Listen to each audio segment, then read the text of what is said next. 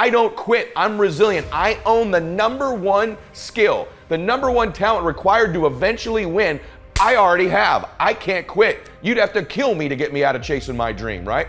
So number one, I want to point it out as the number one gift. The best ability is availability.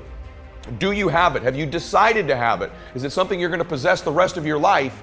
And those of you that do have it already, I need you to take an inventory, be aware of it, and be intentional with crediting yourself as you're listening to this or watching it today into the bank of your self-confidence, into the bank, into the deposits you make in your identity, because it has everything to do with winning. Every guest you've seen on my show, all the people that I've coached, all have different talents, skills, and abilities. What's the one they all have?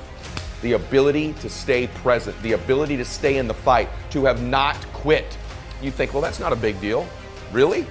Because as I've been talking, millions of people made the decision to quit on their dream, just as I've been talking to you. The rest of the day, millions more will. Tomorrow, millions more.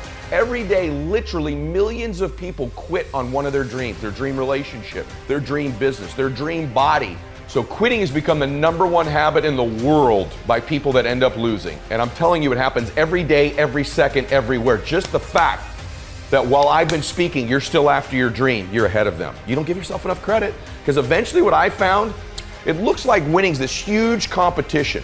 But every day, every week, every year, every decade as time goes by, you're gonna find that you're competing with a smaller and smaller and smaller group of people for your dream, because so many of them will just quit.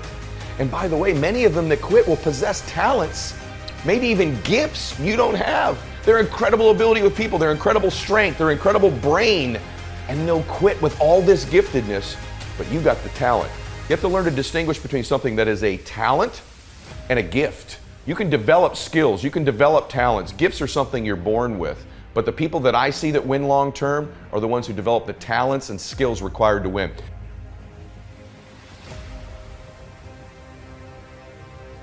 You know what I had? I had the ability to keep hitting the piñata in my life, to stick around long enough. And by the way, when you eventually win, it's not just you that gets all the candy, that gets all the victory, that gets all the money. Lots of people around you, many of which who you were hurting originally with that bat, many of them who were trying to talk you out of it, they get to celebrate in the candy too.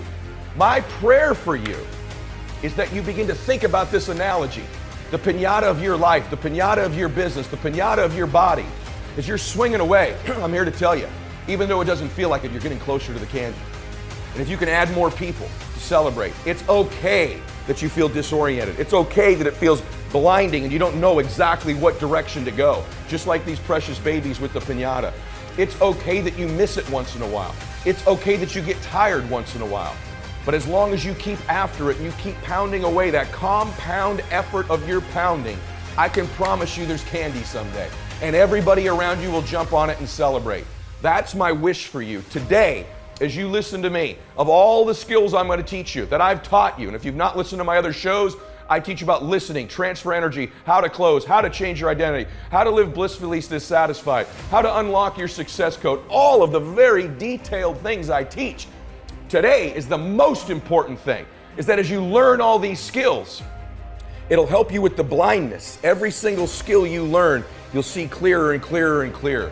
But if you don't develop the talent, the number one skill in the world, which is to keep hitting the piñata and to stick around until the candy comes out, because here's the deal. Someone's gonna get the candy in life. There's always candy in life.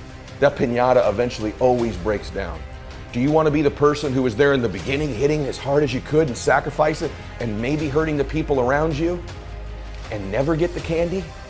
Or are you going to get something for your pain? Are you going to get something for your effort? Are you going to get something for this sacrifice you're making? You got to get something for this pain. You got to stick in the game until the candy comes out, and then we all get to celebrate. I found that nothing in life is worthwhile unless you take risks. Nothing. Nelson Mandela said, "There is no passion to be found playing small and settling for a life that's less than the one you're capable of living." Now, I'm sure in your experiences in school and applying to college and picking your major and deciding what you want to do with life, I'm sure people have told you to make sure you have something to fall back on. Make sure you got something to fall back on, honey. But I never understood that concept. having something to fall back on. If I'm going to fall, I don't want to fall back on anything except my faith. I want to fall forward. I figure at least this way I'll see what I'm going to hit. Fall forward. This is what I mean. Reggie Jackson struck out 2,600 times in his career, the most in the history of baseball. But you don't hear about the strikeouts. People remember the home runs. Fall forward. Thomas Edison conducted 1,000 failed experiments. Did you know that? I didn't know that. Because the 1,001st was the light bulb. Fall forward. You will fail at some point in your life. Accept it. You will lose. You will embarrass yourself. You will suck at something. I'm telling you, embrace it, because it's inevitable. And I should know. But here's the thing. I didn't quit. I didn't fall back. I walked out of there to prepare for the next audition, and the next audition, and the next audition. I prayed. I prayed, and I prayed. But I continued to fail and fail.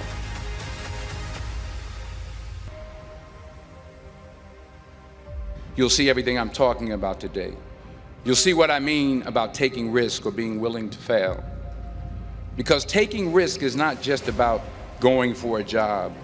It's also about knowing what you know and what you don't know. It's about being open to people and to ideas. In the course of the film, the character I play begins to take small steps, small risks. He very, very, very slowly begins to overcome his fears. And I feel ultimately his heart becomes flooded with love. And I can't think of a better message as we send you off today. To not only take risks, but to be open to life, to accept new views, and to be open to new opinions.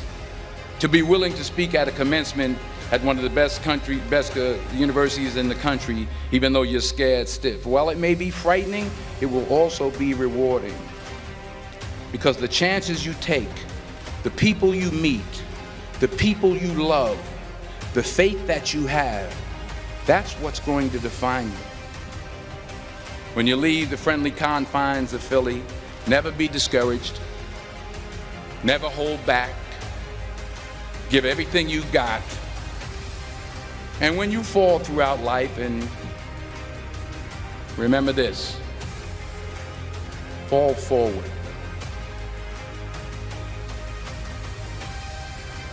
Say thank you in advance for what is already yours. True desire in the heart for anything good is God's proof to you, sent beforehand to indicate that it's yours already. I'll say it again. True desire in the heart, that itch that you have, whatever it is you want to do, that thing that you want to do to help others and to grow and to make money, that desire, that itch, that's God's proof to you, sent beforehand already to indicate that it's yours. And anything you want good, you can have. So claim it. Work hard to get it. When you get it, reach back. Pull someone else up. Each one, teach one. Don't just aspire to make a living. Aspire to make a difference.